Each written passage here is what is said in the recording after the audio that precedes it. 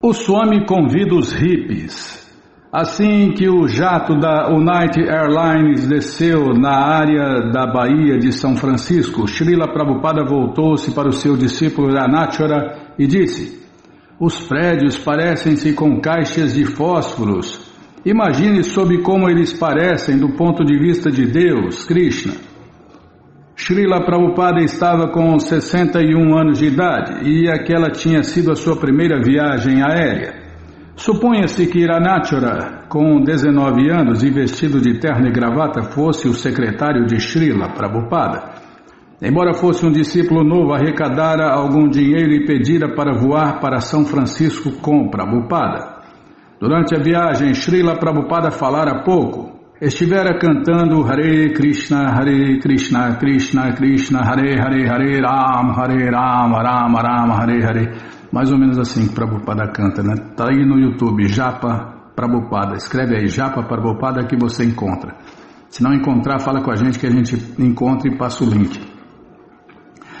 Com a mão direita em seu saquinho de contas, estivera dedilhando uma conta após outra enquanto cantava interna e silenciosamente Hare Krishna, Krishna Krishna, Hare Hare, Hare Rama, Rama Rama, Hare Hare.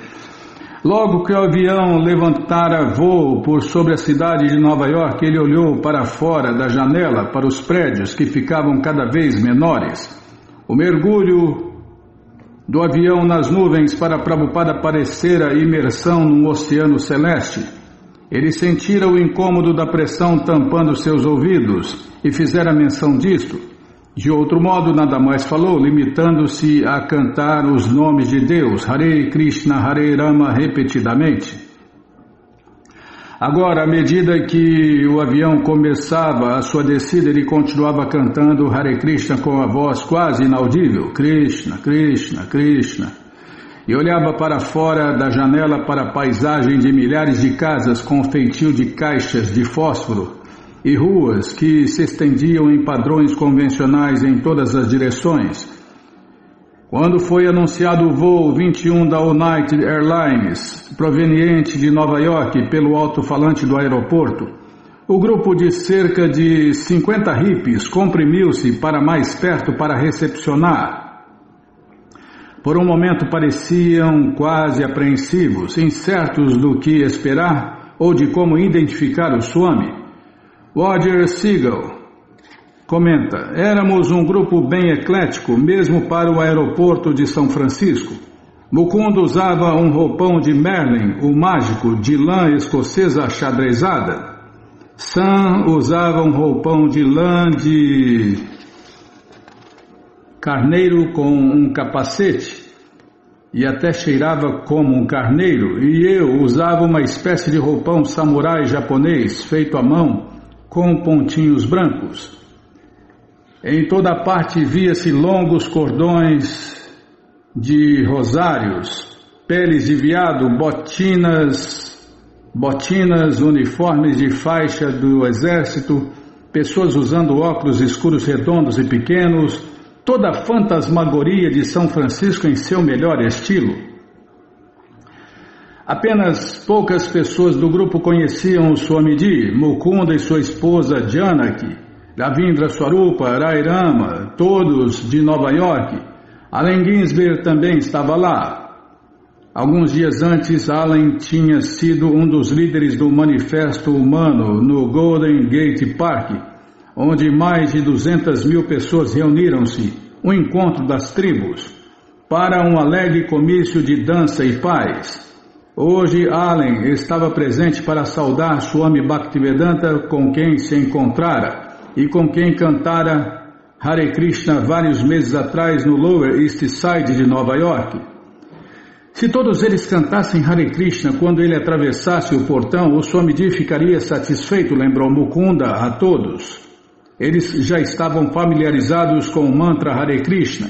Haviam ouvido sobre o canto do Swami no parque em Nova York, ou haviam lido o artigo sobre o Swamiji e o canto de Hare Krishna no jornal de contracultura local, The Oracle, coisa parecida. Mais cedo naquele dia, eles se haviam reunido no Golden Gate Park, a maioria deles em resposta a um folheto que Mukunda distribuíra, e haviam cantado Hare Krishna ali por mais de 1 hora antes de virem ao aeroporto numa caravana de carros. Agora, muitos deles, também em resposta ao folheto de Mukunda, encontravam-se ali com incenso e flores das mãos. Enquanto os passageiros que desembarcavam, entrando pelo portão do terminal e subiam a rampa, olhavam espantados para a festa de recepção de cantores Hare Krishna com flores na mão. No entanto, os cantores mal olhavam para aqueles viajantes ordinários de aparência cansada, mas buscavam o olhar daquela pessoa especial que supunham estar no avião. De repente, caminhando na direção deles, apareceu o Swami de tez dourada, com suas brilhantes vestes alaranjadas. Prabhupada ouvira o canto de Hare Krishna antes mesmo de entrar no terminal e começara a sorrir. Estava feliz e surpreso. Olhando para os rostos, reconheceu apenas alguns. De qualquer modo, aqui estavam 50 pessoas recebendo-o e cantando Hare Krishna sem ele ter dito uma palavra sequer. Mukunda comenta: tão logo vimos o Swamiji e prestamos nossas reverências, eu e minha esposa e os amigos que trouxera, Sam e Marjorie. E aí todos os rapazes e moças nos imitaram e prestaram reverências ao Swamiji, sentindo-se muito confiantes de que era correto e apropriado fazer aquilo. Pôr a cabeça no chão, os braços, as mãos, os joelhos e os peitos dos pés, no chão também. A multidão de hippies tinha formado uma fila de ambos os lados da passagem estreita através da qual o Swamiji caminharia. À medida que ele passava entre seus novos admiradores, dúzias de mãos estenderam-se para oferecer-lhe flores e incenso. Ele sorria, recebendo as oferendas em suas mãos, acompanhado sempre por Ranachara. Allen Ginsberg adiantou-se com um grande buquê de flores que Srila Prabhupada aceitou graciosamente. Então Prabhupada começou a oferecer os presentes de volta a todos que se aproximassem para recebê-los. Prosseguiu através do terminal com a multidão de jovens caminhando a seu lado e cantando Hare Krishna.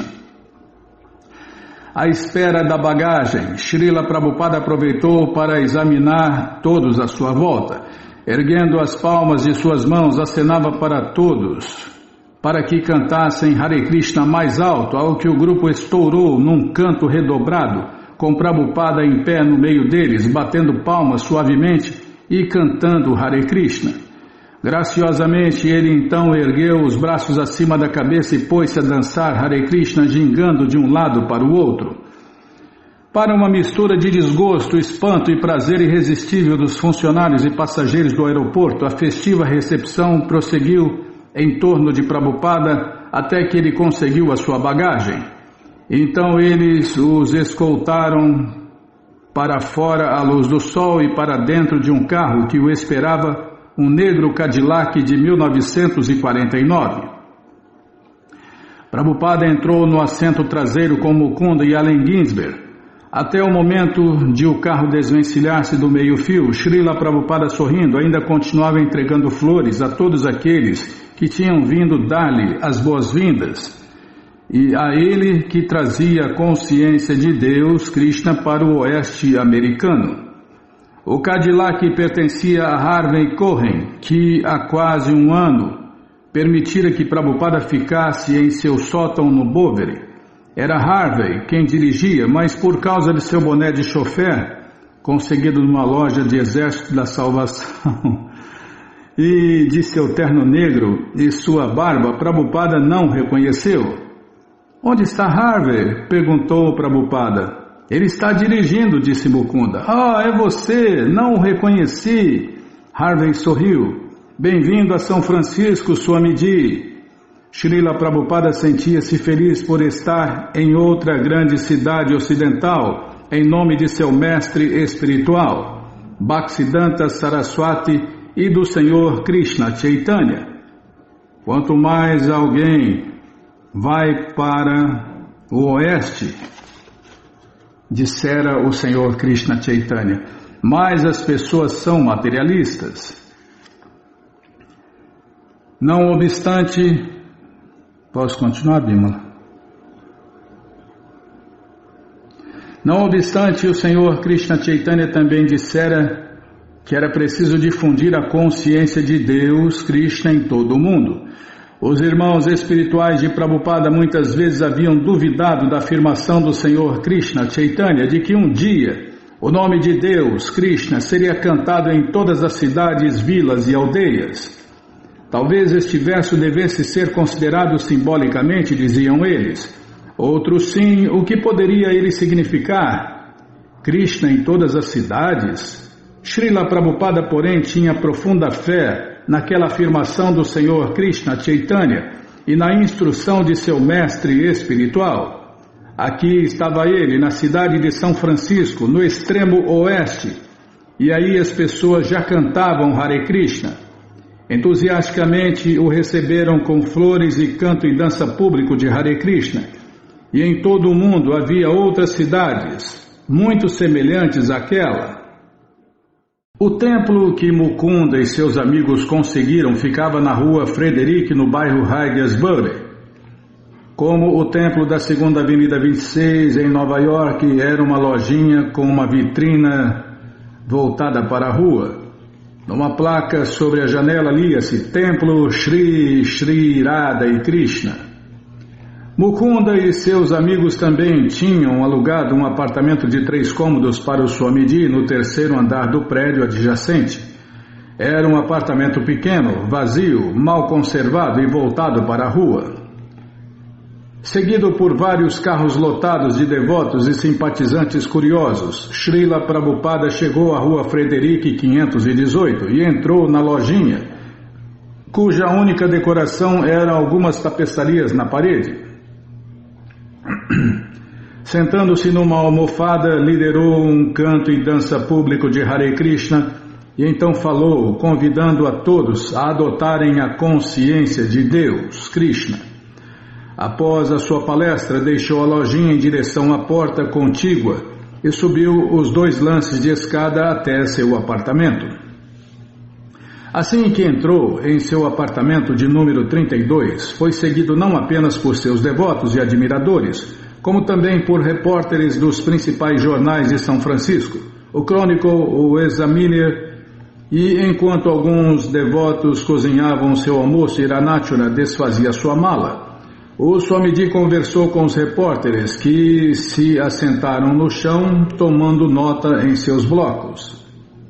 E o repórter pergunta, lá embaixo o Senhor disse que convidava a todos a adotarem a consciência de Deus, Krishna. Será que isso inclui os boêmios e beatniks do Haigesbury? E Prabhupada, sim, a todos, incluindo você ou qualquer outra pessoa, seja ele ou ela o que se chama de um viciado em ácido ou um hippie ou algo mais. Porém, uma vez que seja aceito para treinamento, tornar-se-á algo diferente do que tinha sido antes?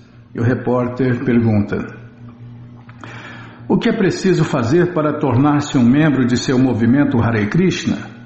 Prabhupada responde, existem 4 pré-requisitos. Não permito que meus alunos tenham namoradas, proíbo toda espécie de drogas, incluindo chá, café e cigarros. Proíbo comer carnes e proíbo que meus alunos pratiquem jogos de azar. E o repórter, esses mandamentos proibitivos estendem-se ao uso de LSD, maconha e outros narcóticos, mas... E é repórter, Bimala, que burrice, hein? Acabou de falar, proíbe, cadê? Proíbe toda espécie de drogas, incluindo café, chá e cigarros. Prabhupada responde, considero que LSD é uma droga. Não permito que nenhum de meus estudantes use isto ou qualquer outra droga. Treino meus alunos para acordarem de manhã cedo, tomarem um banho matinal e comparecerem às reuniões de orações 3 vezes ao dia. Em nosso movimento praticamos austeridade. Esta é a ciência de Deus, Krishna. Embora Prabhupada soubesse que os repórteres geralmente não relatavam sua filosofia, ele aproveitou-se da oportunidade para pregar a consciência de Deus, Krishna. Mesmo que os repórteres não quisessem aprofundar-se na filosofia, seus seguidores queriam. O grande erro da civilização moderna, continuou Srila Prabhupada, é usurpar a propriedade alheia como se ela fosse sua. Isso cria uma perturbação artificial. Deus, Krishna, é o proprietário último de tudo no universo. Quando as pessoas souberem que Deus, Krishna, é o proprietário último, o melhor amigo de todas as entidades vivas e o objeto de todas as oferendas e sacrifícios, então haverá paz. Os repórteres perguntaram-lhe sobre seus antecedentes e ele narrou brevemente a sua vinda à Índia e seu começo em Nova York. Depois que os repórteres partiram, Prabhupada continuou falando aos jovens em seu quarto. Mukunda, que deixara o seu cabelo e barba crescerem, mas que ainda usava em volta de seu pescoço o cordão, o rosário, de grandes contas vermelhas que o Swamiji lhe dera na iniciação, apresentou alguns de seus amigos e explicou que todos eles viviam juntos e desejavam ajudar o Swamiji a apresentar a consciência de Deus, Krishna, aos jovens de São Francisco. Janaki, a esposa de Mukunda, perguntou ao Swamiji sobre seu voo. Ele disse que fora agradável, exceto certa pressão em seus ouvidos. As casas lá de cima se parecem com caixas de fósforo, disse ele. E com seu polegar e dedo indicador mostrou o tamanho de uma caixa de fósforos. Ele recostou-se contra a parede e tirou as guirlandas que recebera naquele dia, até que apenas um colar de contas, um artigo comum e barato com o sininho pendurado, permaneceu em volta de seu pescoço. Prabhupada o segurou, examinou o artesanato e brincou. Brincou com ele. Isto é especial, disse ele examinando, pois foi feito com devoção. Continuou a prestar atenção ao colar como se recebê-lo fora um dos eventos mais importantes do dia. Ao chegar o seu almoço, distribuiu um pouco dele a cada um e então Ranachara, eficientemente, embora sem muito tato, pediu a todos que saíssem e dessem ao Swami um pouco de tempo para comer e descansar. Fora do apartamento e embaixo na lojinha falava-se do Swamiji. Ninguém ficara desapontado. Tudo que Mukunda lhes havia contado sobre ele era verdade. Gostaram em particular de vê-lo conversar sobre como ver tudo do ponto de vista de Deus, Krishna.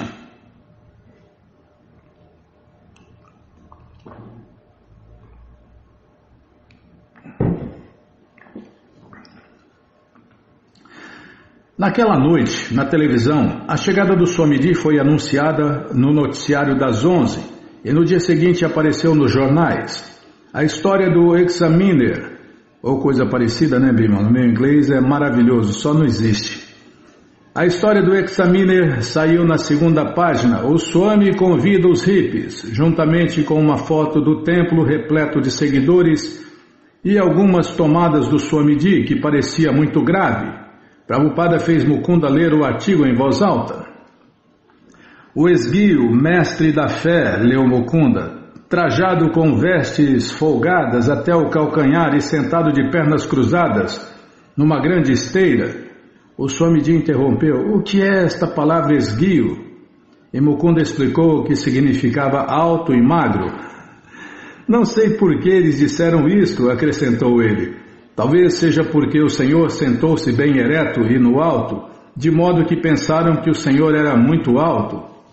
O artigo prosseguia descrevendo muitos dos recepcionistas do aeroporto como sendo de cabelos compridos, barbudos e de sandálias. O maior jornal de São Francisco, o Chronicle, também publicou um artigo, Swami na Hipilândia. Homem santo abre templo em São Francisco. O artigo começava assim: um homem santo da Índia, descrito por seu amigo e poeta de vanguarda Allen Ginsberg, como um dos líderes mais conservadores de sua fé, desencadeou uma espécie de encontro evangélico ontem no coração do paraíso hippie de São Francisco. Srila Prabhupada recusou ser chamado de conservador. Ficou indignado. Conservador? Como assim? É a respeito do sexo e das drogas, sugeriu Mukunda. É claro que somos conservadores neste sentido, disse Prabhupada. Isto simplesmente significa que estamos seguindo as escrituras autorizadas. Não podemos nos afastar do Bhagavad Gita. Porém, nós não somos conservadores. Shri Krishna Chaitanya era tão estrito que nem olhava para uma mulher, mas estamos aceitando a todos neste movimento, independente de sexo, casta, posição ou o que seja. Todos estão convidados a vir e a cantar Hare Krishna. Esta é a magnanimidade do Senhor Krishna Chaitanya, a sua liberalidade. Não, nós não somos conservadores. Srila Prabhupada levantou-se da cama e acendeu a luz. Era 1 da manhã. Apesar de o alarme não ter soado e ninguém ter vindo acordá-lo, ele despertara sozinho. O apartamento estava frio e quieto. Enrolando o seu chadar em volta dos ombros, sentou-se calmamente em sua escrivaninha improvisada, um baú cheio de manuscritos, e, em profunda concentração, cantou o mantra Hare Krishna em seu rosário. Após 1 hora de canto de Hare Krishna no rosário, Prabhupada voltou-se para os seus escritos.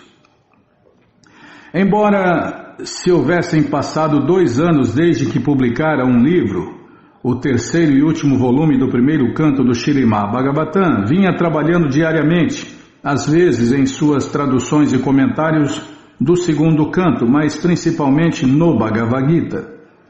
Nos anos 40, na Índia, escrevera toda uma tradução do Bhagavad Gita com comentários, mas sua única cópia desaparecera misteriosamente. Então, em 1965, após alguns meses nos Estados Unidos, começara novamente a partir da introdução que ele havia composto em seu quarto na Rua 72, em Nova York. Agora, milhares de páginas manuscritas enchiam o seu baú, completando o seu Bhagavad Gita. Se Hayagriva, seu discípulo de Nova York, ex-professor de inglês, pudesse editá-lo, e se alguns dos outros discípulos pudessem publicá-lo, isso seria uma realização importante. Porém, publicar livros nos Estados Unidos parecia difícil, mais difícil do que na Índia. Apesar de na Índia estar sozinho, conseguira publicar 3 volumes em 3 anos. Aqui nos Estados Unidos tinha muitos seguidores, porém muitos seguidores significava maiores responsabilidades. E até agora nenhum de seus seguidores parecia seriamente inclinado a encarregar-se da datilografia, da edição e dos contatos com homens de negócios americanos. De qualquer modo, a despeito das parcas perspectivas de publicar o seu Bhagavad Gita, Srila Prabhupada começara a traduzir outro livro, o Chaitanya Charitamrita, a principal escritura dos devotos de Deus sobre a vida e os ensinamentos do Senhor Krishna Chaitanya. Colocando seus óculos para a leitura, Prabhupada abria os seus livros e ligava o ditafone. Estudava os textos em bengali e em sânscrito, então pegava o microfone, acionava o botão de gravação que fazia cintilar uma luzinha vermelha e começava a falar. Enquanto o Senhor Krishna Chaitanya caminhava cantando e dançando Hare Krishna, ele falava não mais do que uma frase de cada vez, acionando o botão, pausando e então ditando novamente. Milhares de pessoas o seguiam, e algumas delas riam, outras dançavam, outras ainda cantavam Hare Krishna. Havia quem caísse no chão, prestando reverências ao Senhor Krishna Chaitanya. Falando e pausando, ligando e desligando o botão, ele sentava-se ereto, às vezes balançando delicadamente e inclinando a cabeça enquanto ditava suas palavras com premência. Ou então curvava-se sobre os seus livros, cuidadosamente estudando-os através de seus óculos de leitura. Passou-se 1 hora e Prabhupada continuava em seu trabalho. O edifício estava escuro, exceto a lâmpada de Prabhupada, e silencioso, exceto o som de sua voz e o clique e zumbido do ditafone. Ele usava um pullover cor de pêssego desbotado de gola rolê por baixo de seu chadar de lã cinza, e como recém se levantara da cama, a sua calça alaranjada de sacerdote estava amarrotada. Sem ter lavado o rosto ou ido ao banheiro, mantinha-se sentado, absorto em seu trabalho. Pelo menos durante estas poucas horas raras, a rua e o templo Radha Krishna estavam calmos. Esta situação, com a noite escura, o silêncio circunvizinho e ele dedicado a seu transcendental trabalho literário, não era muito diferente das madrugadas que passara em seu quarto no templo Radha Damodara em Vrindavana, na Índia. Ali, naturalmente, não tivera ditafone, mas trabalhara durante as mesmas horas e no mesmo texto a coleção Chaitanya Charitamrita. Certa vez ele começara uma tradução verso por verso com comentários e em outra ocasião escrever ensaios sobre o texto. Agora, tendo recém-chegado a esta esquina do mundo tão remota das cenas dos passatempos do Senhor Krishna Chaitanya, estava começando o primeiro capítulo da nova tradução inglesa da coleção Chaitanya Charitamrita. Ele chamava de Ensinamentos do Senhor Krishna Chaitanya. Seguia o que se tornara uma rotina fundamental em sua vida, acordar cedo e escrever a mensagem da sucessão discipular da consciência de Deus, Krishna. Deixando de lado todas as demais considerações, indiferente às circunstâncias presentes, mergulhava na mensagem temporal do conhecimento transcendental. Este era o seu serviço mais importante para Bhaktisiddhanta Saraswati. O pensamento de produzir mais livros e distribuí-los amplamente inspirava-o a acordar toda a noite e a traduzir. Prabhupada trabalhava até o alvorecer. Então parava e preparava-se para descer ao templo para o encontro matinal. Embora alguns dos discípulos de Nova York tivessem discordado, ainda estava marcada a presença de Srila Prabhupada no Mantra Rock Dance no estádio Avalon. Não era adequado, disseram eles, que os devotos lá de São Francisco pedissem a seu mestre espiritual que fosse a semelhante lugar. Significava guitarras elétricas, baterias barulhentas, selvagens shows de luzes e centenas de hippies drogados. Como se poderia ouvir a sua mensagem pura num lugar assim? Porém, em São Francisco, Mukunda e outros estiveram trabalhando por meses no Mantra Rock Dance. Seria algo que atrairia milhares de jovens e o templo Radha e Krishna de São Francisco ganharia milhares de dólares. Assim, embora entre seus discípulos de Nova York Srila Prabhupada tivesse expressado incerteza, agora não dizia nada para deter o entusiasmo de seus seguidores de São Francisco. San Spistra, ou coisa parecida, amigo de Mukunda e um dos organizadores do Mantra Rock, explicou a ideia a Hayagriva, que recém-chegara de Nova York. Há toda uma nova escola de música despontando em São Francisco, o Grateful Dead. O Grateful Dead já lançou seu primeiro disco. Eles ofereceram-se para fazer este show e é um grande apoio publicitário exatamente quando necessitamos dele. Mas o Swamiji diz que até Ravi Shankar é maia, é ilusão, disse Hayagriva. Ah, nós já organizamos tudo, assegurou-lhe Sam. Todos os conjuntos estarão no palco e Allen Ginsberg apresentará o Swami a São Francisco. O Swami discursará e então cantará Hare Krishna com os conjuntos acompanhando. Depois ele sairá. Calculamos que virão cerca de 4.000 pessoas.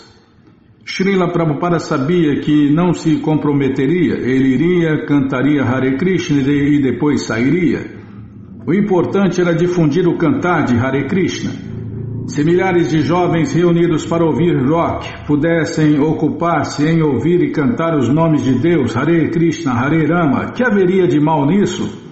Como pregador, Prabhupada estava disposto a difundir a consciência de Deus, Krishna, em qualquer lugar.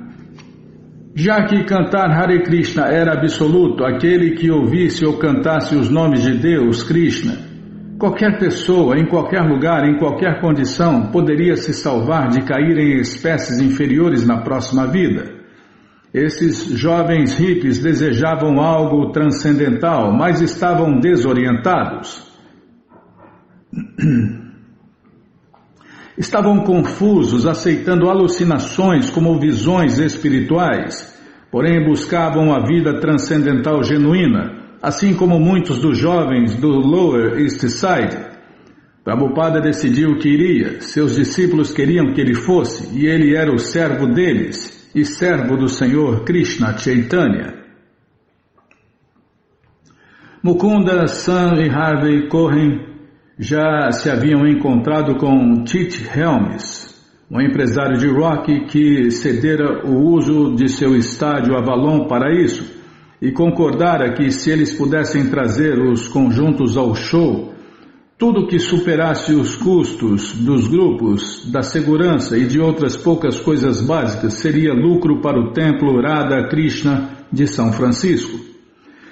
Então Mukunda e Sam saíram à procura dos grupos musicais, a maioria dos quais morava na área da Bahia, e um após o outro, os novos e excitantes conjuntos de rock de São Francisco, Grateful Dead, Moby Grape, Big Brother and the Holding Company, Jefferson Airplane, Quicksilver Messenger Service. É isso aí. Quicksilver Messenger Service. Concordaram em aparecer com o Swami Bhaktivedanta pelo cachê mínimo de $250 por grupo. E Allen Ginsberg concordara, o quadro estava completo. Em São Francisco, todo concerto de rock tinha um pôster artístico, muitas vezes desenhado pelo artista psicodélico chamado Mouse. Algo notável nos pôsteres de Mouse era que alguém dificilmente poderia dizer onde as letras terminavam e o fundo começava. Ele usava cores dissonantes que faziam seus pôsteres parecerem piscar. Valendo-se desta tradição, Harvey Cohen criara um pôster singular. A consciência de Deus, Krishna, vem para o oeste. Usando círculos concêntricos vermelhos e azuis e uma foto singela do Swamiji sorrindo no Tompkins Square Park, os devotos afixaram o pôster por toda a cidade.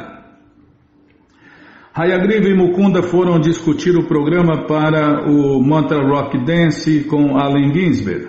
Allen já era bem conhecido como defensor do mantra Hare Krishna. De fato, amigos deles muitas vezes saudavam-no com Hare Krishna. Quando ele passava pela rua Haig, eles saudavam ele com Hare Krishna, e sabia-se que ele visitava e recomendava que outros visitassem o templo Radha e Krishna. Hayagriva, cuja barba cheia e cabelo comprido rivalizavam com os de Allen, estava preocupado com a melodia que Allen usaria quando cantassem com o Swamiji, desculpem. Tá, vou ler de novo. Hayagriva, cuja barba cheia e cabelo comprido rivalizavam com os de Allen, estava preocupado com a melodia que Allen usaria quando cantasse com o Swamiji. Acho que a melodia que você usa, disse Hayagriva, é muito difícil para ser repetida. Talvez, admitiu Allen, mas esta é a melodia que eu ouvi primeiro na Índia. Uma maravilhosa santa a estava cantando. Estou muito acostumada a ela, e é a única que posso cantar convincentemente. Falando apenas poucos dias para... Desculpem, não é falando, é faltando, Bimala. Para de me apressar. Tá. Não achei ruim não. Estou banando o rabinho.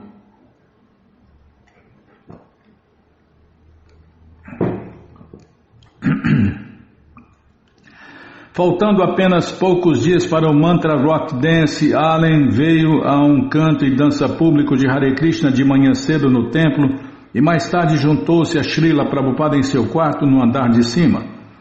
Alguns devotos estavam sentados com Prabhupada comendo doces indianos quando Allen assomou a porta. Ele e Prabhupada sorriram e trocaram saudações e Prabhupada ofereceu-lhe um doce, observando que o Sr. Ginsberg madrugara aquele dia. Sim, replicou Allen, o telefone não para de tocar desde que cheguei a São Francisco.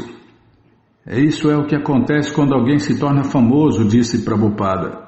Esse foi também o drama de Mahatma Gandhi, onde quer que fosse, milhares de pessoas aglomeravam-se em volta dele, cantando Mahatma Gandhi ki Jai, Mahatma Gandhi ki Jai, Mahatma Gandhi ki Jai. O cavalheiro mal podia dormir. Bem, pelo menos isso me fez levantar cedo para o canto e dança público de Hare Krishna desta manhã, disse Allen. Sim, isso é bom. A conversa voltou-se para o programa iminente do estádio Avalon. O senhor não acha que seja possível cantar num tom que agrade mais os ouvidos ocidentais? Perguntou Allen. Qualquer tom serve, disse Prabhupada. A melodia não é importante, o importante é que você cante Hare Krishna. Pode ser no tom de seu próprio país, isto não importa. Prabhupada e Allen também conversaram sobre o significado da palavra hippie, e Allen mencionou algo sobre tomar LSD. Prabhupada replicou que LSD criava dependência e que não era necessário para uma pessoa em consciência de Deus, Krishna. A consciência de Deus, Krishna, resolve tudo, disse Prabhupada. Nada mais é necessário. No Mantra Rock Dance haveria um show de luzes multicoloridas projetadas pelos maiores ases da arte, Bim Van Meter e Roger Hilliard.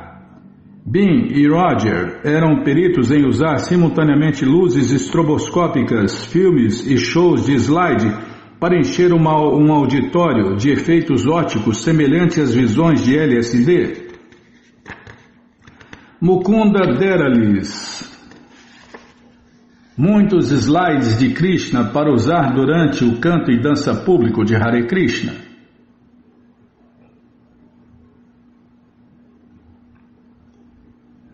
Posso continuar, Bima? Muito obrigado. Certa noite, Bim e Roger vieram visitar o Swamiji em seu apartamento. Roger Hilliard comentou, ele era incrível, me impressionou muito. Não era a maneira que aparentava, a maneira com que agia ou a maneira com que se vestia, mas era o seu ser total. O Swamiji era muito sereno e muito bem-humorado, e ao mesmo tempo, obviamente, muito sábio e afinado, iluminado. Tinha a capacidade de se relacionar com um monte de classes diferentes de pessoas. Eu pensava assim, tudo isso deve ser realmente bem estranho para esta pessoa, vir para os Estados Unidos e terminar no meio do Haigesbury, com uma lojinha como templo e um bando de pessoas muito estranhas em volta, e ainda assim ele estava totalmente à vontade com todos. Na noite do Mantra Rock Dance, enquanto o pessoal do palco montava o equipamento e testava o sistema de som e Bim e Roger organizavam o seu show de luzes em cima, Mukunda e outros vendiam bilhetes na porta. Havia pessoas enfileiradas por toda a extensão da rua, fazendo a volta no quarteirão, esperando pelos bilhetes a $2,50 cada. A frequência seria boa, auditório lotado, e a maioria das estrelas locais estavam chegando. O pioneiro do LSD, Timothy Leary, chegou e foi-lhe dado um assento especial no palco. Swami Kriyananda veio trazendo uma tambura. Um homem usando uma cartola e um terno com uma faixa de seda que dizia São Francisco chegou, afirmando ser o prefeito. Na porta, Mukunda parou um jovem bem vestido que não tinha ingresso. Porém, então alguém tocou no ombro de Mukunda e disse: deixe-o entrar. Tudo bem, esse é o Osley. Mukunda desculpou-se e concordou, permitindo que Augustus Osley Stanley II, herói popular e famoso sintetizador de LSD, entrasse sem ingresso. Quase todos que vieram usavam roupas brilhantes ou incomuns, túnicas tribais, ponchos mexicanos, curtas indianas, olhos de Deus, penas e contas. Alguns hippies trouxeram suas próprias flautas, alaúdes, cabaças, tambores, chocalhos, cornetas e violões.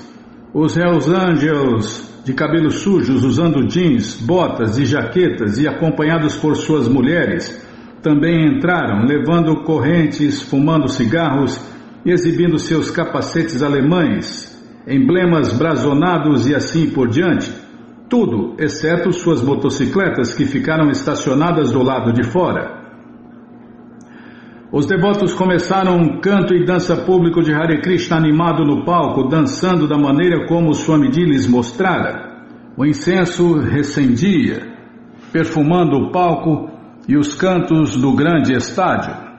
E embora a maioria da audiência estivesse viajando com drogas, a atmosfera era calma. Eles haviam vindo em busca de uma experiência transcendental. No momento em que o canto de Hare Krishna começou muito melodiosamente, alguns dos músicos participaram tocando seus instrumentos. O show de luzes começou. Luzes estroboscópicas piscavam, bolas coloridas ricocheteavam para frente e para trás no ritmo da música. Grandes bolhas de cores vibrantes refletiam-se pelo chão, pelas paredes e pelo teto. Um pouco depois das 8 horas, Moby Grape subiu ao palco. Com pesadas guitarras elétricas, baixo elétrico e 2 bateristas iniciaram seu primeiro número.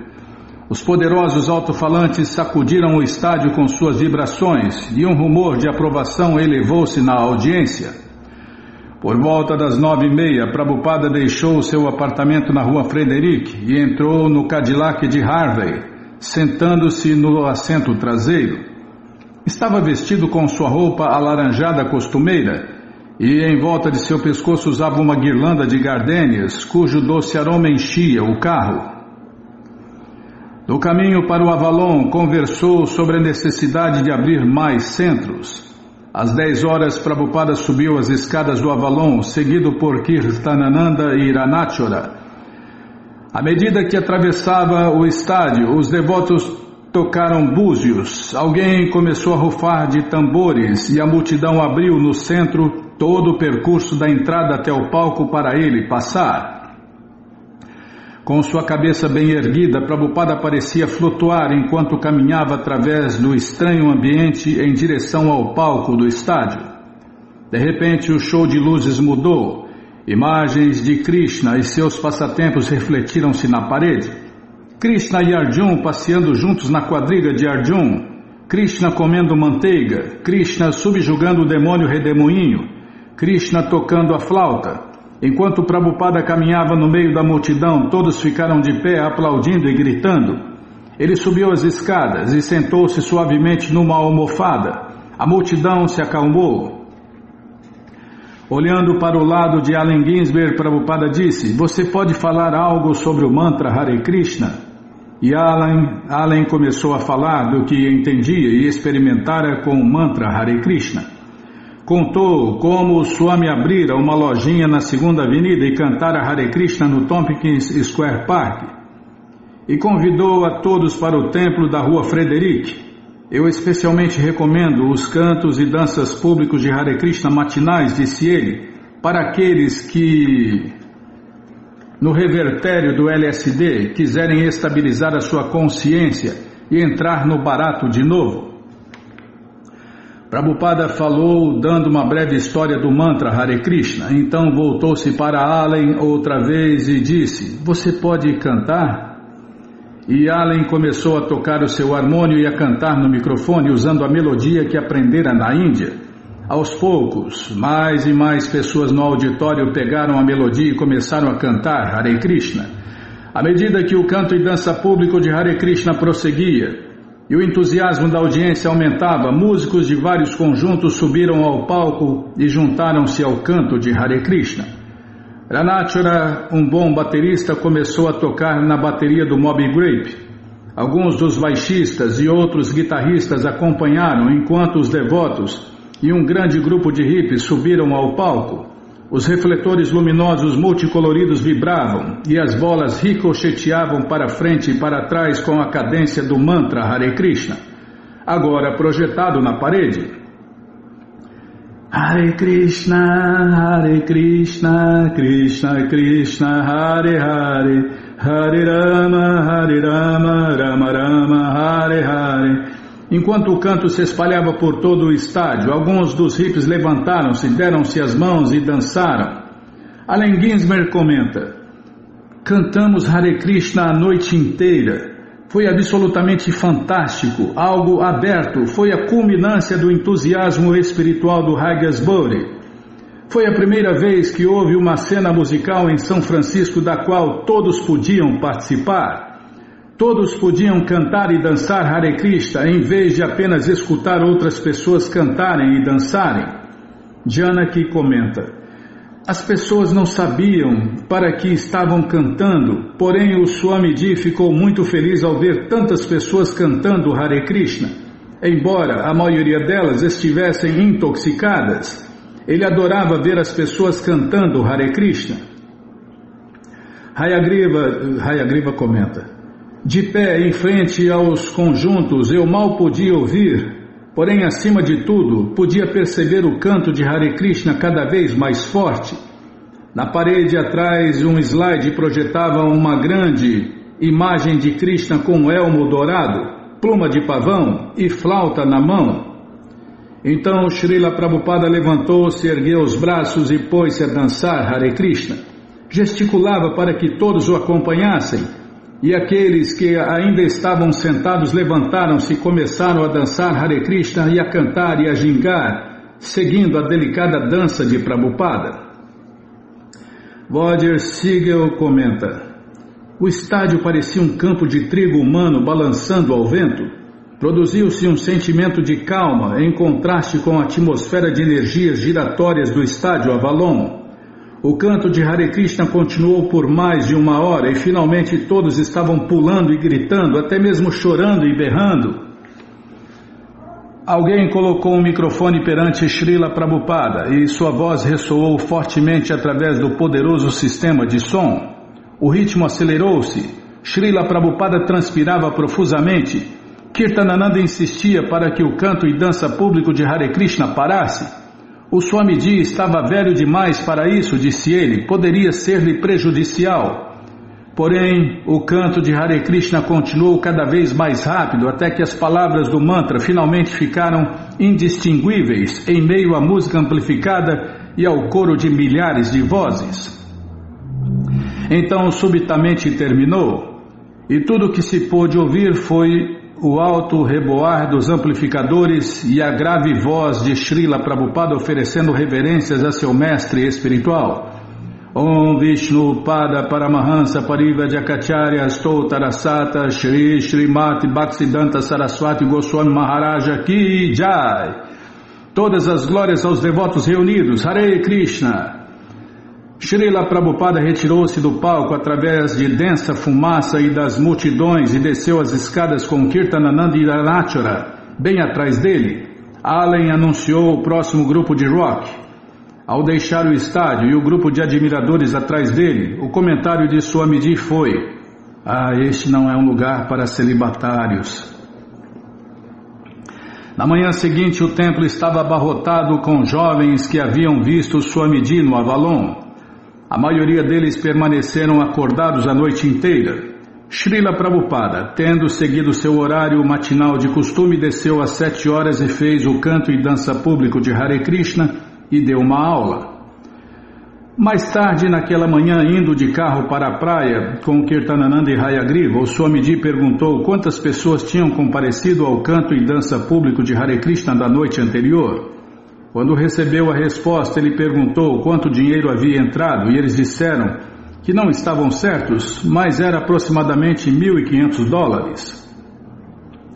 Ele cantava Hare Krishna baixinho no assento traseiro do carro, olhando para fora da janela com expressão tão quieta e despretensiosa quanto a de uma criança, sem qualquer indício de que na noite anterior fora aclamado e aplaudido por milhares de hippies que se haviam arredado e aberto alas para ele caminhar em triunfo através do chão iluminado estroboscopicamente entre o trovejar dos baixos elétricos e o rufar de tambores do estádio Avalon. Ele permaneceu inalterado apesar de toda a fanfarra da noite anterior, o mesmo de sempre em seu comportamento pessoal. Ele era distante, inocente e humilde, enquanto ao mesmo tempo parecia muito grave e venerável. Kirtanananda e Hayagriva estavam cientes de que o Swamiji não era deste mundo. Eles sabiam que ele, ao contrário deles, sempre pensava em Deus, Krishna.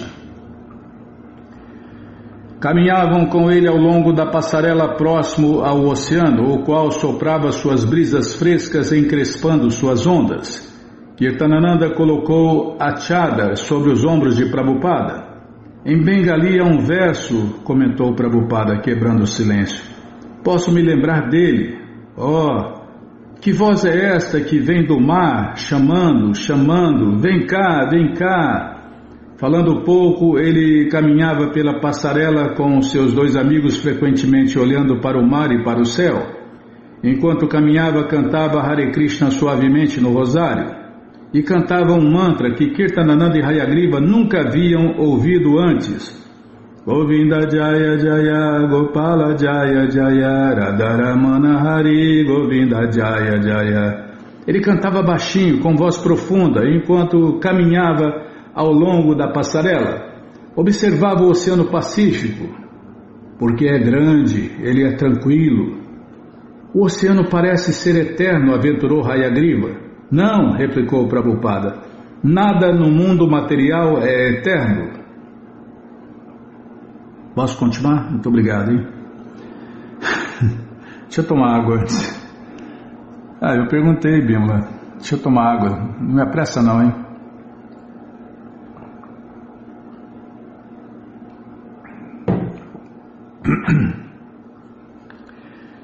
Essa música tem no Radha Krishna Temple, gravado no estúdio dos Beatles, dirigido por George Harrison, Bimala. Govinda Jaya Jaya Gopala Jaya Jaya Radharamana Hari Govinda Jaya Jaya. Em Nova York, como havia tão poucas mulheres presentes no templo, as pessoas haviam indagado se era possível uma mulher juntar-se ao movimento para a consciência de Deus, Krishna. Porém, em São Francisco, tal pergunta nunca surgiu. A maioria dos homens que vinham aprender a consciência de Deus, Krishna, com Swamiji, vinham com suas namoradas.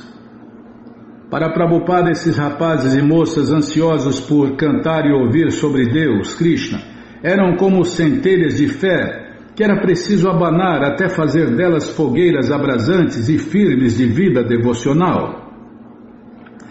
Não era possível ele pedir aos recém-chegados que deixassem suas namoradas, seus namorados, todavia pregava inflexivelmente que sexo ilícito, não.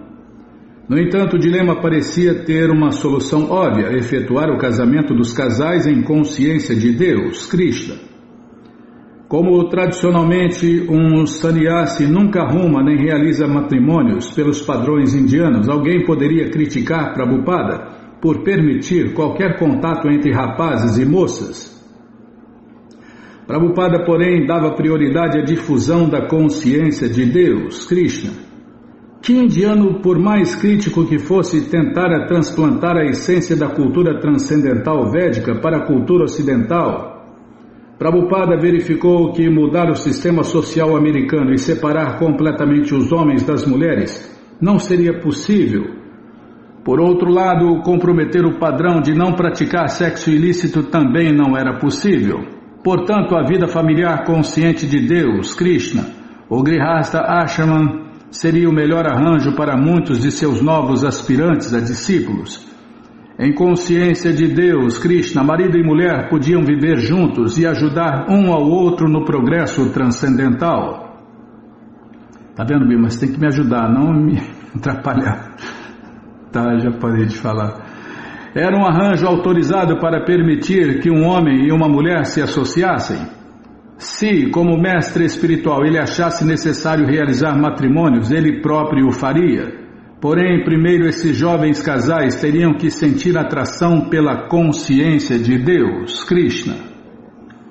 Joan Campanella fora criada num abastado subúrbio de Portland, Oregon, onde seu pai era um oficial de cobrança de impostos. Ela e sua irmã haviam possuído seus próprios carros esporte e seus próprios barcos para navegar no lago Oswego, ou coisa parecida. Decepcionada com a vida do círculo estudantil feminino na Universidade de Oregon, Joan largara o curso durante o seu primeiro período letivo e matriculara-se na Faculdade Ridge, onde estudava cerâmica, tecelagem e caligrafia. Em 1963, mudara-se para São Francisco e tornara-se co-proprietária de uma loja de cerâmicas. Embora já tivesse tido muitos amigos entre os lojistas da moda, cantores populares e dançarinos, permanecera distante e introspectiva. Foi através de sua irmã Jan que Joan encontrara Srila Prabhupada pela primeira vez. Jan fora morar em Nova York com seu namorado Michael Grant, onde Michael trabalhara como arranjador musical. Em 1965, eles haviam se encontrado com Swamiji enquanto este morava sozinho no Bowery e haviam se tornado seus discípulos iniciados Mukunda e Janaki. O Swamiji pedira-lhes que se casassem e eles convidaram Joan para o casamento. Como convidada do casamento por um dia, Joan então entrara brevemente no mundo transcendental do Swamiji na 2ª Avenida 26. E ele a mantivera ocupada durante o dia inteiro, fazendo massa e enchendo recheios de kachori para o banquete de casamento, e Joan trabalhara num quarto e o Swamiji trabalhara na cozinha, embora repetidamente ele entrasse para orientá-la em como fazer os kachoris corretamente, dizendo-lhe que não tocasse em suas roupas ou em seu corpo enquanto cozinhava, e instruindo-a a não fumar cigarros, pois o alimento era para ser oferecido ao Senhor Krishna, e por isso tinha que ser preparado com pureza. Joan ficara convencida, Joan ficara convencida após aquele breve encontro que o Swamiji era um grande mestre espiritual, mas regressara a São Francisco afastando-se da consciência de Deus, Krishna. Poucos meses mais tarde, Mukunda e Janaki viajaram para a costa oeste com planos de irem logo para a Índia, mas acabaram mudando seus planos após Mukunda ter recebido uma carta do Swamiji pedindo-lhe que tentasse iniciar um templo consciente de Deus, Krishna, na Califórnia.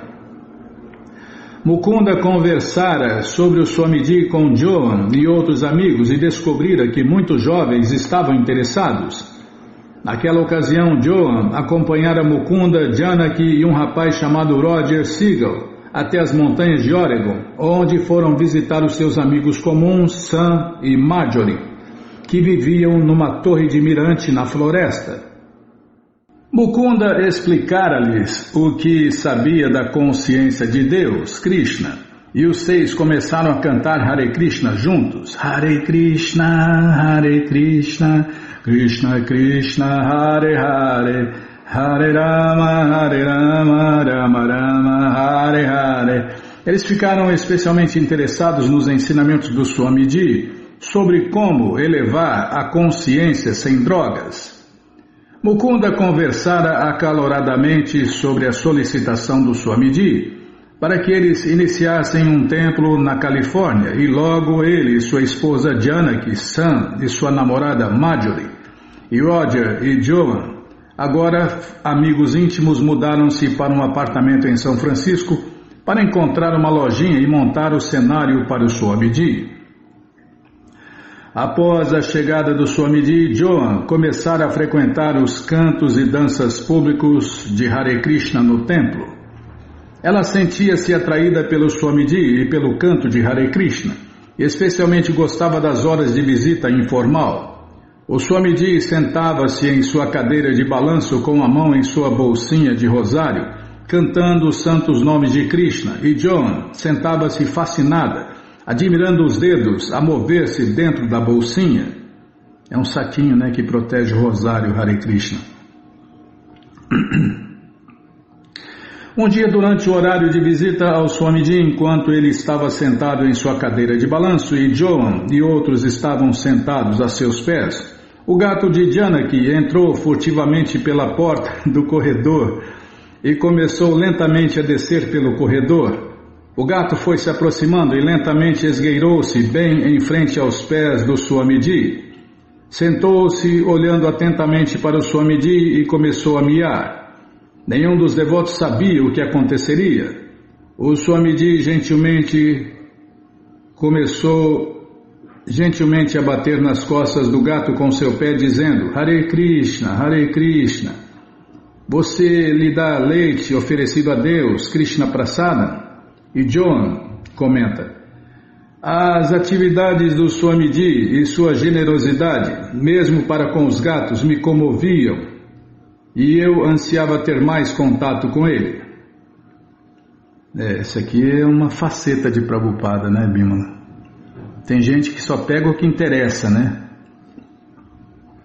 Não vê a Prabhupada na totalidade.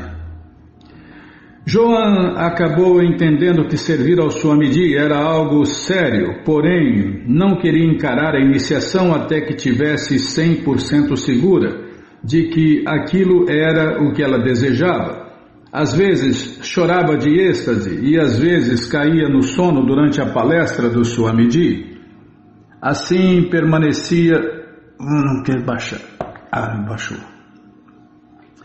Assim permanecia hesitante e cética, duvidando: como posso eu realmente aplicar os ensinamentos do Swamiji na minha vida? E certa noite o Swamiji perguntou-lhe: quando você pretende ser iniciada? E Joan disse que não sabia, mas que se deliciava em ler os seus livros e cantar Hare Krishna. Disse que, como se sentisse atraída pelas montanhas e pela consciência transcendental elevada, queria viajar para o Tibete. Entortou demais, agora deu. Espera aí. O Swamiji, sentado em sua cadeira de balanço, olhou para Joan, que estava sentada a seus pés. Ela sentiu que ele olhava bem dentro dela. Posso levá-la para um lugar mais alto do que o Tibete, disse ele. Veja bem. De repente, Joan sentiu que o Swamiji sabia tudo sobre ela e compreendeu. Tenho que ver através de seus olhos o que é a consciência de Deus, Krishna. Ele prometia levá-la a algum reino muito elevado, mas ela teria que aceitar isso. Foi então que Joan decidiu tornar-se discípula do Swamiji. Quando ela contou isso a seu namorado Roger, ele ficou espantado. Ele e Joan estiveram frequentando os cantos e danças públicos de Hare Krishna e as aulas juntos, mas ele ainda tinha dúvidas. Talvez fosse bom que ele e Joan se casassem, mas depois eles poderiam pensar em iniciação. No entanto, Joan estava mais determinada. Ela explicou a Roger que o Swamiji não tinha vindo apenas para realizar matrimônios. Primeiro você tinha que ser iniciado. Roger Siegel fora criado em Nova York. Ele seguia um guru de Hatha Yoga, um farsante. Farsante é guru, Bimala. Mestre de verdade é guru. Ele seguia um guru de Hatha Yoga, experimentara drogas psicodélicas e viajara para o extremo sul como ativista dos direitos civis, tomando parte em marchas pró-liberdade dos negros. De corpo grande, sociável e expansivo, ele tinha muitos amigos em São Francisco. No aeroporto, no ambiente festivo do pessoal do Haigesbury, vira o Swamiji pela primeira vez e ficara especialmente impressionado com a atitude magnânima do Swamiji e com sua total ausência de consciência egocêntrica. O conceito de reencarnação sempre o intrigara, mas após assistir algumas aulas do Swamiji e ouvi-lo expor sobre a transmigração da alma, sentiu ter encontrado alguém que definitivamente sabia a resposta para qualquer pergunta sobre a vida após a morte. Certa noite, após participar do programa no templo, Roger voltou para o seu apartamento e sentou-se na escada de incêndio para meditar no que o Swamiji dissera. O mundo é falso, dissera ele. Porém, me parece real, pensou Roger. Se belisco meu braço, sinto dor. Assim como isto é ilusão. Esta escada de incêndio é real. Do contrário, eu estaria pairando no espaço. Este espaço é real, não é? Você vê que as pessoas sempre cheias de dúvidas. Calma, Bímola, estou virando a página aqui. As pessoas comuns vivem cheias de dúvidas, medos, ansiedades, estresse. Nossa, é uma lista de malefícios que não acabam mais. Roger concluiu que não entendia o que o Swami queria dizer com ilusão. Se eu tentasse atravessar a parede, pensava ele, isto seria real ou não? Talvez a realidade da parede só existia em minha mente. Para pôr a ilusão à prova, ele entrou em seu apartamento, concentrou sua mente e caminhou em direção à parede. Pô, pancada! Sentou-se de novo e pensou, o que o Swamiji quer dizer ao afirmar que o mundo é ilusão? De modo que resolveu fazer esta pergunta na próxima reunião.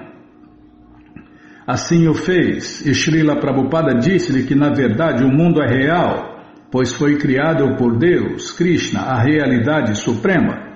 Porém, é irreal no sentido de que todas as coisas materiais são temporárias.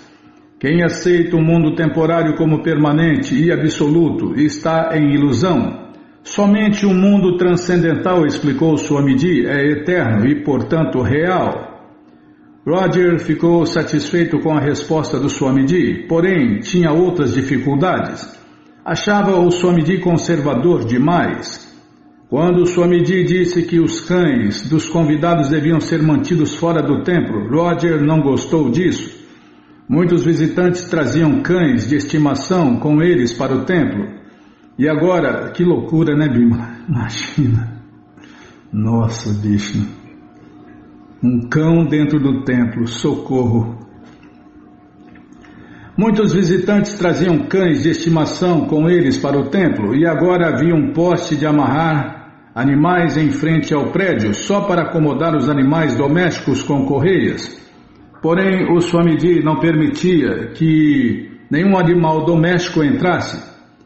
Esta filosofia é para seres humanos, dizia ele. Os cães e gatos não podem compreendê-la. Mas se ouvirem o cantar de Hare Krishna poderão receber um nascimento superior no futuro. Roger também tinha outros pontos conflitantes com o que considerava a filosofia conservadora do Swamiji. O Swamiji repetidamente falava contra hábitos descontrolados tais como fumar, mas Roger não podia nem sequer imaginar-se deixando tais coisas.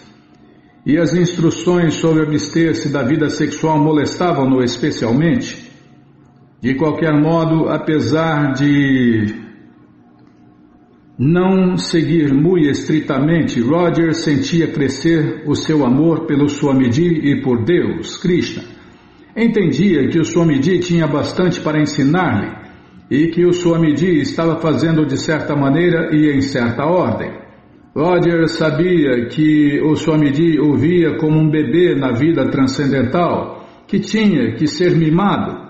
Ele sabia que precisava tornar-se submisso e aceitar tudo o que o Swamiji lhe dava. Sam Spirster, alto e magro, com encaracolados cabelos ruivos, era atlético, treinara como esquiador olímpico, porém artístico, e era escritor e entalhador de madeira.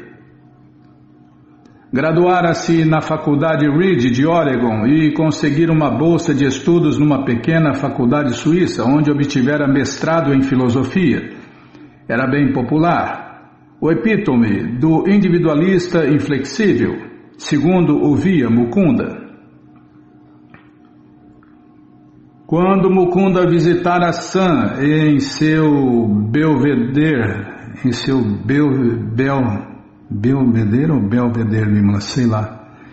belvedere na montanha, e lhe contara sobre o Swamiji e a consciência de Deus, Krishna, Sam ficara intrigado com as novas ideias. A vida de Sam quase chegara a um beco sem saída, porém refloria sua esperança ao ouvir o que Mukunda e Janaki lhe diziam sobre o Swamiji. Após passar apenas alguns dias com Mukunda, Sam ficara desejoso de ajudá-lo a estabelecer um templo da consciência de Deus, Krishna, em São Francisco. Era Sam quem conhecia os astros do rock locais. Ele persuadiu-os a aparecer no Avalon com Swami Bhaktivedanta, com quem jamais se havia encontrado. Sam vira o Swamiji pela primeira vez quando ele chegou ao aeroporto de São Francisco, e Sam mais tarde afirmara que havia visto um raio de luz vindo do corpo do Swamiji. A princípio, Sam tivera medo de dizer algo, nem soubera o que dizer. Prabhupada era algo totalmente novo para ele e parecia tão elevado. Porém, no dia seguinte ao programa do Avalon, quando Mukunda disse a Prabhupada que Sam, ao organizar o concerto, Prabhupada mandou chamá-lo para descobrir quanto dinheiro havia entrado. Sentado em frente a Prabhupada, que se assentava atrás de sua escrivaninha, Sam informou-lhe que haviam entrado cerca de $1.500 de lucro. Pois bem, disse-lhe Srila Prabhupada, você será o tesoureiro. Então Srila Prabhupada perguntou-lhe, que ideia você faz de Deus? Ah, Deus é um só, replicou Sam. E Prabhupada perguntou, qual é o propósito de adorar a Deus? E Sam replicou, tornar-se uno com Deus. Não, disse Prabhupada, você não pode se tornar uno com Deus. Deus e você são sempre dois indivíduos diferentes, mas você pode se tornar uno em interesse com Ele. E então ele falou a Sam sobre Deus, Krishna. Depois de conversarem, Prabhupada disse a Sam, você pode vir me ver todos os dias que eu lhe ensinarei como fazer contabilidade. Assim, Sam começou a encontrar-se com Prabhupada meia hora por dia para aprender contabilidade. Sam comenta, peraí, deixa eu tomar água, Bima.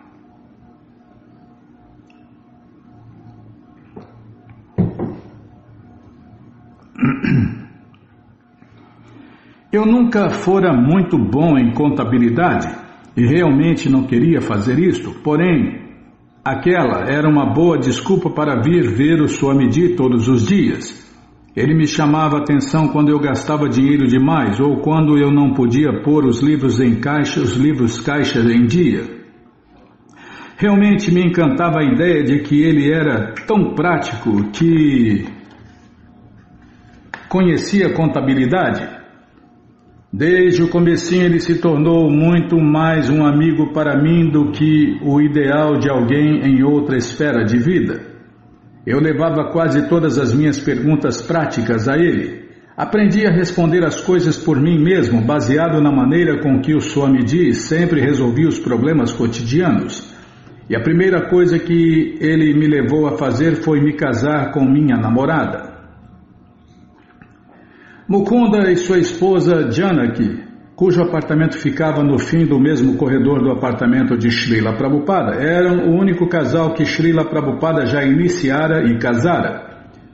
Mukunda, que frequentemente usava o seu cordão de grandes contas de rosário vermelho, em 2 voltas a esmo ao redor de seu pescoço, deixara crescer um cabelo longo e uma curta e espessa barba negra desde que chegara a São Francisco. Entrara no espírito do verão de amor do Haigasbury e era conhecido de muitas das figuras populares. Embora ocasionalmente ganhasse dinheiro como músico, passava a maior parte de seu tempo promovendo a missão de Prabhupada, especialmente encontrando-se com pessoas para organizar programas de gala como o do Avalon.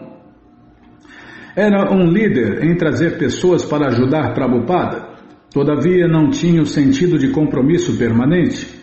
Estava ajudando porque era legal, tendo pouco desejo de ser diferente de seus muitos amigos de São Francisco.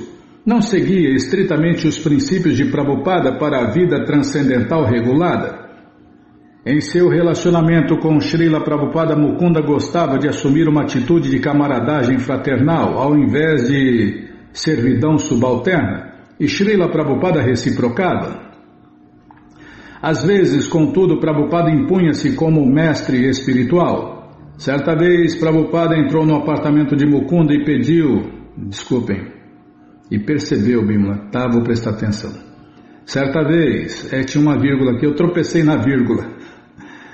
Certa vez, Prabhupada entrou no apartamento de Mukunda e percebeu um pôster na parede exibindo um toureiro com uma capa e espada perseguindo um touro. "Este quadro é horrível!" exclamou Srila Prabhupada, com seu rosto mostrando desagrado. Mukunda olhou para o pôster, fazendo ideia pela primeira vez do que ele significava. "Sim, é horrível", disse ele, e arrancou da parede. Srila Prabhupada estava ansioso para ter alguém que tocasse o tambor corretamente durante os cantos e danças públicos de Hare Krishna. E Mukunda, sendo um músico, era um candidato adequado. Mukunda comenta: "No dia em que o tambor chegou, perguntei ao Swamiji se podia aprender a tocá-lo. E ele disse que sim. Perguntei-lhe quando, e ele disse: quando você quiser. Agora? Perguntei eu. Ele disse sim. Fiquei um pouco surpreso por conseguir um horário tão imediato. Porém, trouxe o tambor para o seu quarto e ele começou a mostrar-me a batida básica. Primeiro havia o Gi-Tata, Gi-Tata, Gi-Tata, e então uma batida ligeiramente mais complicada. Gi-Tata, Gi-Tata, Gi-Tata, Gi-Ta. Assim eu comecei a tocar a batida, pus-me a acelerá-la e ele me disse para ir devagar. Ele ficou bastante tempo só me mostrando como golpear as extremidades do tambor. Então finalmente comecei a pegar o jeito. Porém ele tinha que ficar admoestando-me a ir devagar e pronunciar as sílabas enquanto percutia o tambor. Gi, Tata. As sílabas, disse ele, e o tambor deviam ressoar harmoniosamente.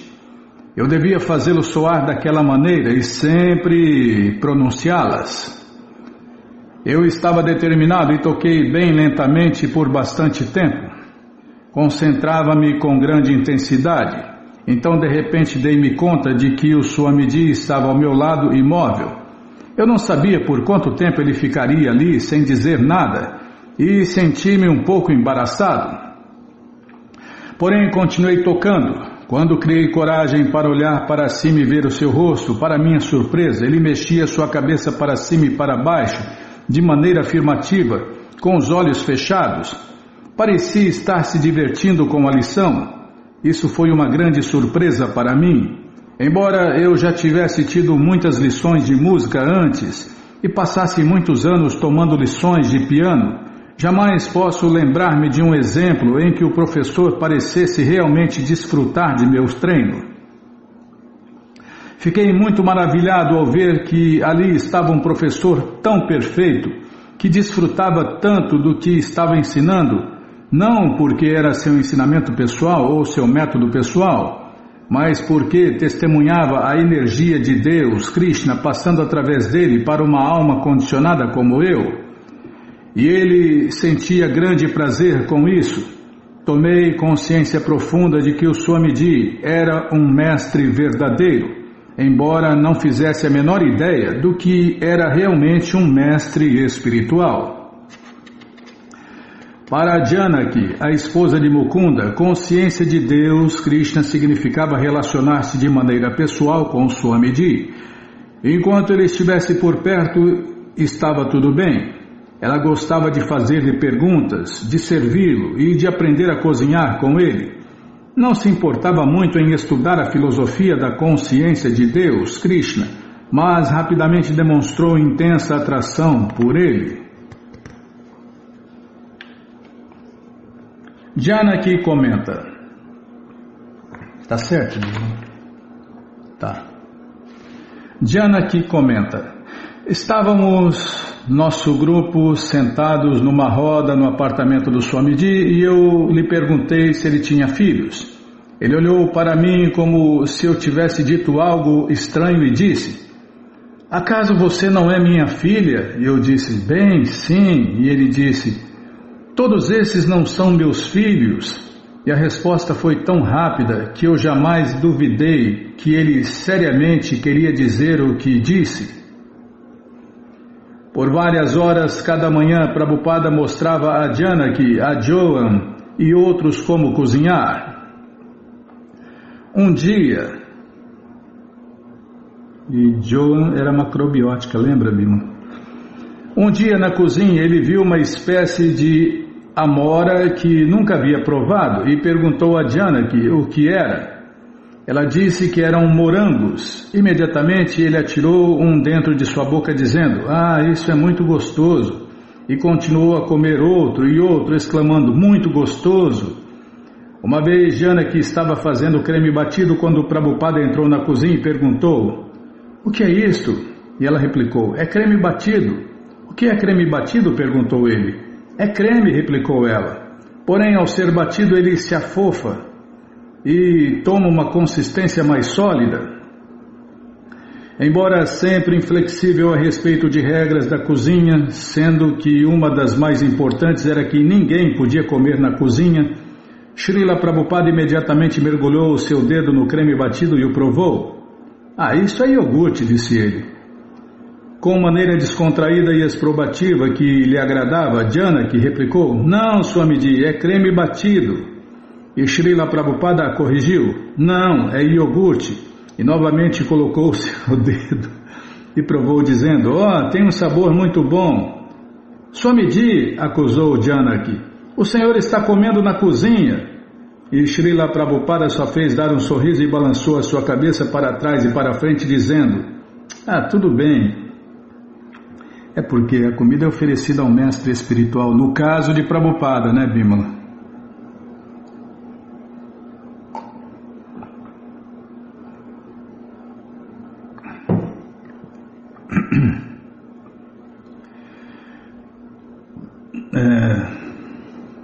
Tudo bem aqui, tá. Janaki comenta: certa vez eu lhe disse: "Swamiji, tive um sonho emocionante.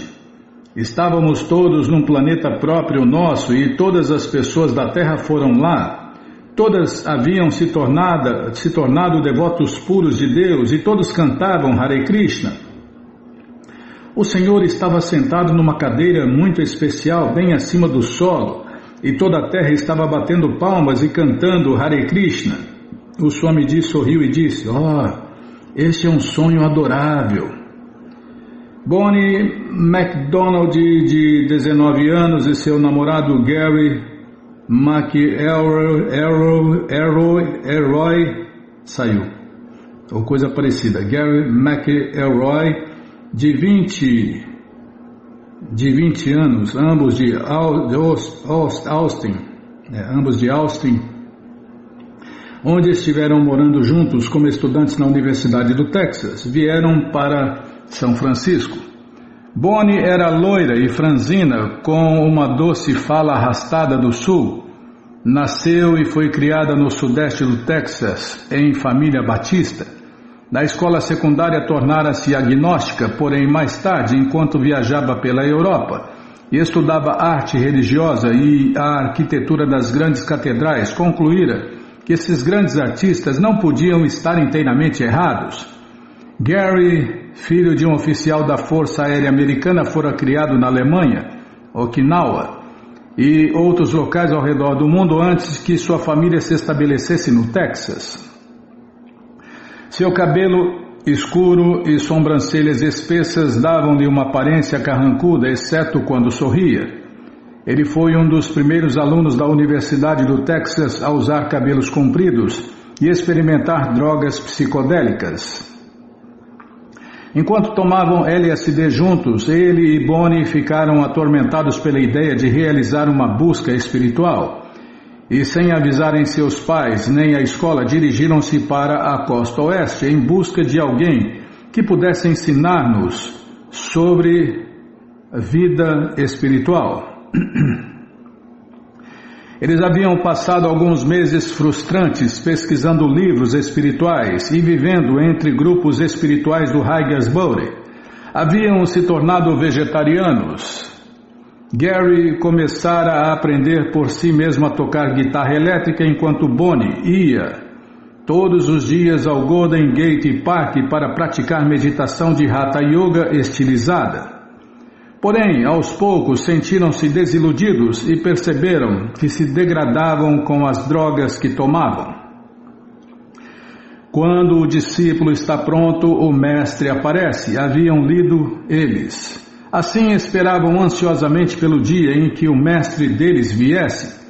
Embora Bonnie passasse a maior parte de seu tempo nos parques de São Francisco, um dia ela estivera examinando uma estante cheia de revistas numa loja psicodélica do Haigesbury, quando encontrou uma cópia de Volta ao Supremo, o jornal mimeografado produzido pelos discípulos de Srila Prabhupada em Nova York. Ficara particularmente atraída pelo artigo de Hayagriva sobre o Swamiji, as descrições do sorriso do Swamiji, seus olhos brilhantes, seus sapatos pontudos e as coisas que dizia deram-lhe um sentimento de que este poderia ser o mestre que ela estivera procurando. E ao ficar sabendo que este mesmo Swamiji abrira um templo em Haigesbury, imediatamente começou a buscar pela vizinhança até que descobriu o templo na rua Frederick. Antes de se encontrarem com o Swamiji, Bonnie e Gary haviam estado em apuros. Gary estava em ansiedade acerca da ameaça de ser convocado para o exército e ambos estavam desiludidos, pois não haviam encontrado a verdade que vieram procurar em São Francisco. Assim, ao se aproximarem e encontrarem Srila Prabhupada em seu quarto, começaram a explicar a situação. Bonnie comenta: ele estava sentado numa cadeira de balanço em seu pequeno apartamento e olhou para nós como se fôssemos loucos, pois nós de fato o éramos, e disse: venham assistir minhas aulas, simplesmente venham a minhas aulas toda manhã e toda noite e tudo ficará bem. Aquilo pareceu-nos uma panaceia inacreditável, mas como estávamos muito confusos, concordamos em vir. Contei-lhe que viajara por toda a Europa e ele disse: viajou bastante. E eu lhe disse: sim, viajei bastante, fiz muitas coisas, mas nada disso jamais me fez feliz. E ele ficou satisfeito com esta afirmação. Sim, este é o problema, disse ele. Começamos a frequentar suas aulas matinais. Para nós, a distância era longa para chegar ali às 7 da manhã, mas fazíamos isto todas as manhãs com a convicção de que isto era o que ele nos dissera para fazer, e nós queríamos fazer isto mesmo. Então um dia ele perguntou-nos: o que vocês fazem? Ao dizermos que anteriormente fôramos estudantes de arte na faculdade, ele nos falou para pintar quadros de Krishna. Logo após isto pedimos para ser iniciados. Joan e Roger foram logo iniciados, recebendo os nomes de Amuna e Gurudasa. E logo no dia seguinte se casaram. O Swamiji presidiu a cerimônia de casamento deles, usando uma volumosa guirlanda de folhas e flores de azaleia. Ele sentou-se numa almofada no chão do templo, rodeado por seus seguidores e a parafernália para o fogo do sacrifício. Perante ele estava um montículo de terra onde mais tarde ele armaria o fogo. Explicou o significado do matrimônio consciente de Deus, Krishna, e como esposa e esposo deviam ajudar um ao outro a servir Krishna, mantendo-o no centro. O Swamiji comentara que não gostava das roupas das mulheres ocidentais e a seu pedido de Amuna estava vestida com um vestido indiano. Embora o Swamiji houvesse pedido manteiga clarificada como um dos ingredientes do sacrifício, os devotos, considerando a manteiga clarificada cara demais, substituíram-no por margarina derretida. Ele também pedira lenha de madeira e os devotos lhe haviam fornecido pedaços de um caixote de laranjas quebrado. Agora, com Jamuna e Gurudasa sentados perante ele, do lado oposto do monte de terra, ele erguia uma pequena lasca do caixote e mergulhava dentro do que se supunha ser a manteiga clarificada e a introduzia na chama da vela para começar o fogo. A lasca inflamou, crepitou e se apagou. Ele pegou outra lasca e umedeceu-a na margarina derretida, mas ao tocar na chama ela fez o mesmo som e se apagou, estalando. Após tentar sem resultado 4 ou 5 vezes, Swamiji ergueu os olhos e disse: este casamento terá um começo muito lento. E Jamuna começou a chorar. Boni e Gary foram iniciados 2 semanas após o seu primeiro encontro com Swamiji. Especulou, né, Bima? Quando o mestre fala uma coisa, tem que fazer, né? E não especular. Ouve e segue. Dá certo. Sempre deu certo e sempre vai dar certo. Posso continuar? Muito obrigado, hein? Boni e Gary foram iniciados 2 semanas após o seu primeiro encontro com Swamiji. O nome de iniciação de Boni foi Govinda Dasi, e o de Gary foi Goura Sundara. Embora ainda trajados de jeans azuis, mesmo na cerimônia de iniciação, e não demonstrando saber muito do que estava acontecendo, tinham confiança no Swamiji. Sabiam que suas mentes ainda estavam turvas pelas drogas, mas aceitaram sua iniciação seriamente e tornaram-se seguidores estritos. Goura Sundara jogou fora toda a maconha que possuía, e ele e Govinda Dasi começaram a comer somente alimentos que haviam sido oferecidos ao Senhor Krishna no altar. Krishna Prasada, quero morrer disso. 2 semanas após a iniciação deles, o Swamiji presidiu sua cerimônia de casamento. Na noite do matrimônio, o pai de Govinda Dasi veio do Texas, muito embora acusasse a consciência de Deus, Krishna, de ser radicalmente anti-americana. Aproximando-se do assento de Srila Prabhupada no templo, o pai de Govinda Dasi perguntou-lhe: por que vocês têm que mudar o nome de minha filha? Por que ela precisa ter um nome indiano? E Prabhupada olhou para ele e então... Deixa eu tomar água, Bilna. Estou imaginando a olhada de Prabhupada.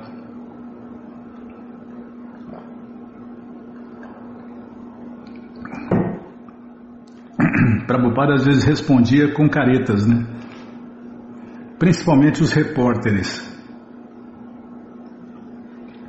Prabhupada olhou para ele e então, com uma olhadela maliciosa, olhou para o Sr. Patel, um visitante indiano que estava presente com sua família.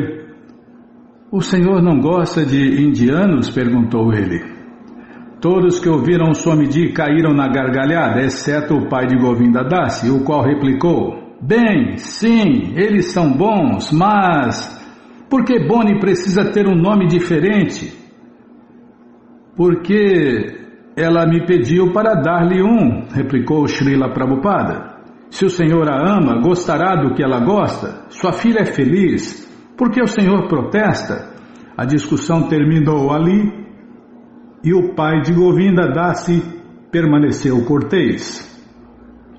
Mais tarde ele gostou de tomar Krishna Prasadam com sua filha e genro. Govinda Dasi comenta: Goura Sundara e eu pusemos-nos a ler os 3 volumes do Śrīmad Bhagavatam do Swamiji, e ao mesmo tempo o Swamiji dissera-me para pintar uma grande tela de Radha e Krishna e uma vaca. Assim, todos os dias durante o dia inteiro eu pintava e Goura Sundara lia alto Śrīmad Bhagavatam, um volume após o outro. Fizemos isso por 2 meses consecutivos.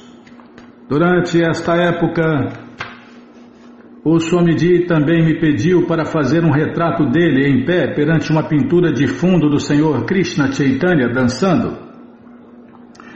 O Swamiji a queria de modo que os pés do Senhor Krishna Chaitanya estivessem tocando sua cabeça. Eu tentei. A pintura saiu bem horrível e ainda assim ele ficou feliz com ela.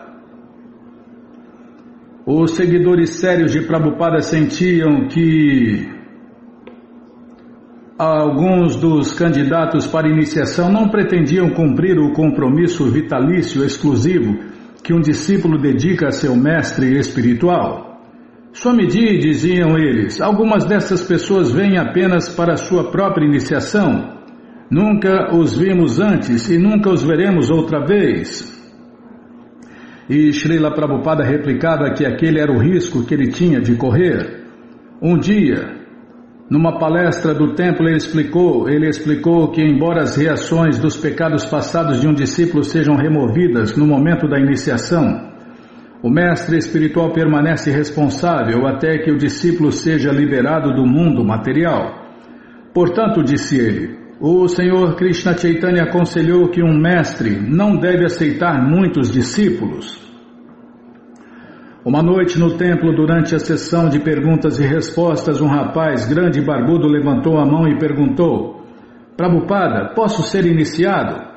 A atrevida solicitação pública irritou alguns dos seguidores de Prabhupada, mas Prabhupada ficou sereno. Sim, replicou ele, mas primeiro você precisa me responder 2 perguntas. Quem é Krishna? E o rapaz refletiu por um momento e disse: Krishna é Deus. Sim, replicou Prabhupada. E quem é você? Novamente o rapaz refletiu por alguns momentos e então replicou: Sou servo de Deus. Ótimo, disse Prabhupada. Sim, você pode ser iniciado amanhã. E Srila Prabhupada sabia que seria difícil para os seus discípulos ocidentais fixarem-se na consciência de Deus, Krishna, e atingirem a meta do serviço prático, puro e amoroso a Deus. Por todas as suas vidas haviam tido o pior dos treinamentos, e apesar de seu cristianismo nominal e de sua busca filosófica, a maioria deles não sabia nada sobre a ciência de Deus. Eles nem mesmo sabiam que sexo ilícito e comer carne eram errados, embora quando lhes dizia aceitassem o que ele dizia, e cantavam Hare Krishna livremente. Assim, como poderia ele recusá-los? Naturalmente, quer fossem capazes de perseverar na consciência de Deus, Krishna, a despeito das atrações sempre presentes de Maya, a ilusão, quer não seria algo, quer não... vou ler de novo, Bimala. Naturalmente, tem uma vírgula aqui.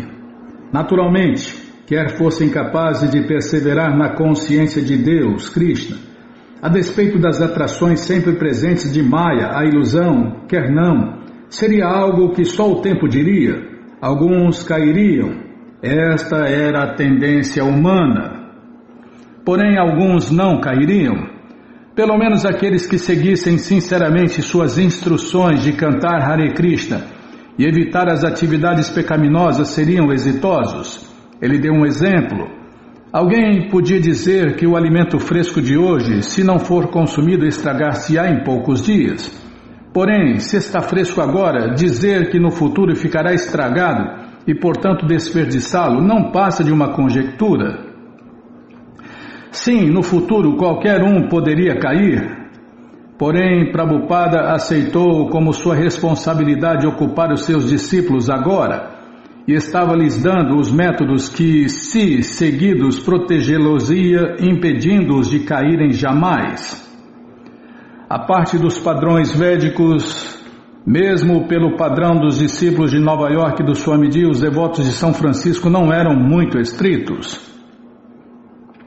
Alguns continuavam indo à confeitaria, comendo alimentos sem oferecê-los a Deus, Krishna, e comendo coisas proibidas como chocolate e sorvete comercial, Bimala.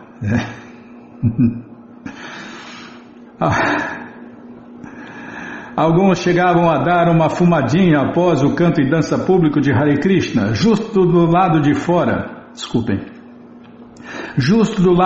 da porta do templo. Alguns foram iniciados sem conhecer precisamente os princípios que haviam concordado em praticar. Kirtanananda comenta: a onda em São Francisco era bem mais relaxada. Os devotos gostavam de ir à esquina e tomar o seu café com biscoitos. Mas Prabhupada adorava a maneira pela qual tantas pessoas estavam vindo. e adorou o programa no estádio Avalon. Porém, havia dois grupos, aqueles que seguiam estritamente as regras e regulações e enfatizavam a pureza, e aqueles que não estavam tão preocupados com restrições, mas que queriam espalhar a consciência de Deus, Krishna, tão amplamente quanto possível.